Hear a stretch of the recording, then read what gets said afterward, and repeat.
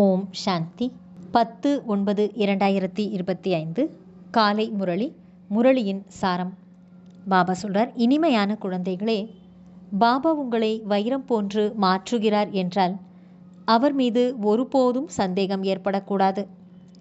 சந்தேக புத்தி உடையவராக ஆகுதல் என்றால் தங்களுக்கே நஷ்டத்தை ஏற்படுத்திக் கொள்வதாகும். கேள்வி: மனிதரிலிருந்து தேவதை ஆவதற்கான படிப்பில் தேர்ச்சி அடைவதற்காக முக்கியமான ஆதாரம் என்ன? பதில்: நிச்சயம், அதாவது நம்பிக்கை.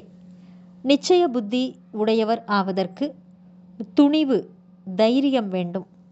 மாயை இந்த துணிவை துண்டிக்கிறது, சந்தேக புத்தி உடையவராக மாற்றுகிறது. போக போக படிப்பின் மீதோ கற்பிக்கும் சுப்ரீம் ஆசிரியர் மீதோ சந்தேகம் வந்துவிட்டதென்றால் தனக்கும் மற்றவர்களுக்கும் நஷ்டத்தை ஏற்படுத்திக் கொள்கின்றனர். பாடல்: நீங்கள் அன்பு கடல் ஆவீர்கள். ஓம் சாந்தி. ஆன்மீக குழந்தைகளுக்காக வந்து சிவபாபா புரிய வைத்து கொண்டிருக்கின்றார். குழந்தைகளாகிய நீங்கள் அன்பு கடல் நீங்கள் என்று தந்தையின் மகிமையை பாடுகிறீர்கள். அவரை ஞானக்கடல் என்றும் கூறப்படுகிறது. ஞானக்கடல் ஒருவர்தான் என்றால் மற்றவர்களை அஞ்ஞானி அல்லது அறியாதவர் எனலாம். ஏனென்றால் இது ஞானம் மற்றும் அஞ்ஞானத்தின் விளையாட்டு ஆகும். பரமபிதா பரமாத்மாவிடம்தான் ஞானம் இருக்கிறது. இந்த ஞானத்தினால் புது உலகம் உருவாகிறது. யாரோ சிலர் புது உலகத்தை உருவாக்குகிறார்கள் என்பதல்ல. உலகம் அழிவற்றதுதான். பழைய உலகத்தை மட்டும் புதியதாக மாற்றுகின்றார்கள். பிரளயம் எதுவும் ஏற்படாது. முழு உலகமும் ஒருபோதும் அழிவதில்லை. பழையதுதான் மாறி புதியதாகிறது. இது பழைய வீடு. இதில் நீங்கள் வசிக்கிறீர்கள் என்று பாபா புரிய வைக்கிறார். நாம் புதிய வீட்டுக்கு போகிறோம் என்று நீங்கள் அறிவீர்கள். பழைய டில்லி இருந்தது. இப்போது பழைய டில்லியை நீக்கி அதற்கு பதிலாக புதியதாக்க வேண்டும். இப்போது எப்படி புதியதாகிறது? முதலில் அங்கே வசிக்கக்கூடியவர்கள் தகுதியானவர்களாக இருக்க வேண்டும். புது உலகில் சர்வ குணமும் நிறைந்தவர்களாக இருப்பார்கள். குழந்தைகளாகிய உங்களுக்கு இந்த குறிக்கோள் இருக்கிறது. பள்ளிக்கூடத்தில் படிப்பவர்களுக்கு குறிக்கோள் இருக்கிறதல்லவா? நான் டாக்டர் ஆவேன், வக்கீல் ஆவேன் என்று படிப்பவர்களுக்கு தெரியும். அவ்வாறே இங்கேயும் மனிதனிலிருந்து தேவதை ஆவதற்காக நாம் வந்திருக்கிறோம் என்று நீங்கள் அறிவீர்கள். பள்ளிக்கூடத்தில் குறிக்கோள் இல்லாமல் யாரும் அமர முடியாது. ஆனால் இது ஒரு அதிசயமான பாடசாலை. சிலர் குறிக்கோளை புரிந்து கொண்டு படித்தாலும் கூட பிறகு படிப்பை விட்டு விடுகிறார்கள். இது தவறான படிப்பு என்று புரிந்து கொள்ளுகின்றனர். இது குறிக்கோளே அல்ல. இப்படி ஒருபோதும் இருக்க முடியாது. படிக்க வைப்பவர் மீது சந்தேகம் வந்து விடுகிறது.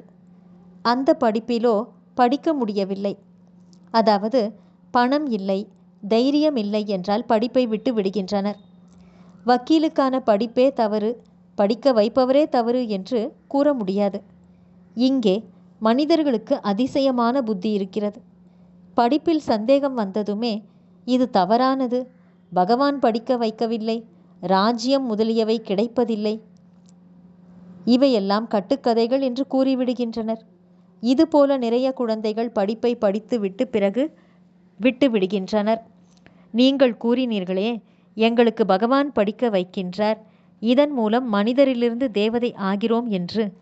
பிறகு என்னவாயிற்று என்று கேட்பார்கள். இல்லை, இவை அனைத்தும் கட்டுக்கதைகளாக இருந்தது. இந்த குறிக்கோளை எங்களால் புரிந்து கொள்ள முடியவில்லை என்பார்கள். பல பேர் நிச்சயத்துடன் படித்தார்கள். சந்தேகம் வந்ததும் படிப்பை விட்டுவிட்டார்கள். நிச்சயம் எப்படி ஏற்பட்டது? பிறகு சந்தேக புத்தி உடையவராக ஆக்கியது யார்? இவர் ஒருவேளை படித்திருந்தால் மிக உயர்ந்த பதவி அடைந்திருக்க முடியும் என்று நீங்களும் கூறுவீர்கள். நிறைய பேர் படித்து கொண்டிருக்கிறார்கள். வக்கீலுக்கு படித்து படித்து பாதியிலேயே விட்டு விடுகின்றனர். மற்றவர் படித்து வக்கீலாகி விடுகின்றனர். சிலர் படித்து தேர்ச்சி அடைந்து விடுகின்றனர். சிலர் தோல்வி அடைந்து விடுகின்றனர். பிறகு சிலர் ஏதாவது குறைந்த பதவி அடைகின்றனர். இதுவோ பெரிய பரீட்சையாகும். இதிலே மிகுந்த தைரியம் தேவை. முக்கியமான நிச்சய புத்திக்கான தைரியம் தேவை. மாயை எப்படிப்பட்டதென்றால் அவ்வப்போது நிச்சயம், அதாவது நம்பிக்கை, அவ்வப்போது சந்தேக புத்தி உடையவராக்கி விடுகிறது. படிப்பதற்காக நிறைய பேர் வருகின்றனர். ஆனால் சிலர் மந்த புத்தி உடையவராக இருக்கின்றனர். வரிசை கிரமத்தில் தேர்ச்சி அடைகின்றனர் அல்லவா? இதுவும் அது போலத்தான். நல்லது. தாரணைக்கான முக்கியமான சாரம்: 1. சுப்ரீம் டீச்சரின் படிப்பு நம்மை நரனிலிருந்து நாராயணராக மாற்றக்கூடியதாகும். இந்த நம்பிக்கையோடு கவனம் கொடுத்து படிக்க வேண்டும். படிக்க வைக்கக்கூடிய டீச்சரை பார்க்காதீர்கள். 2. ஆத்ம உணர்வுடையவர் ஆவதற்கு முயற்சி செய்ய வேண்டும். உயிருடன் வாழ்ந்து கொண்டே இறந்து வாழ்பவராக ஆகிவிட்டீர்கள் எனில், அதாவது மர்ஜீவா ஆகிவிட்டீர்கள் என்றால், சரீர உணர்வை விட்டுவிட வேண்டும். புண்ணிய ஆத்மா ஆக வேண்டும். எந்த பாவச் செயலும் செய்யக்கூடாது. வரதானம்: சுயதரிசன சக்கரத்தின் நினைவின் மூலம் சதா சம்பன்னமான நிரம்பிய நிலையின் அனுபவத்தை செய்யக்கூடிய மிக பெரும் செல்வந்தர் ஆகுக. விளக்கம்: யார் சதா சுயதரிசன சக்கரதாரியாக இருக்கிறாரோ, அதாவது சுயதரிசன சக்கரத்தை சுற்றி கொண்டே இருப்பாரோ, அவர்கள் மாயையின் அநேக விதமான சக்கரங்களில் இருந்து விடுபட்டிருப்பார்கள். ஒரே ஒரு சுயதரிசன சக்கரம் அநேக விதமான வீணான எண்ணங்களை அழித்துவிடும், மாயையை விரட்டிவிடும். அதற்கு முன்னால் மாயை வந்து நிற்க முடியாது. சுயதரிசன சக்கரதாரி குழந்தைகள் சதா நிரம்பியவராக இருக்கின்ற காரணத்தினால் அசையாமல் உறுதியாக இருப்பார்கள். தன்னை செல்வ வளம் மிக்கவராக அனுபவம் செய்வார்கள்.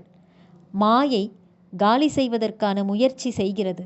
ஆனால் அவர்கள் சதா எச்சரிக்கையாக, விழிப்போடு, சதா ஒளிரும் ஜோதியாக இருப்பார்கள். எனவே மாயை அவர்களை எதுவும் செய்ய இயலாது.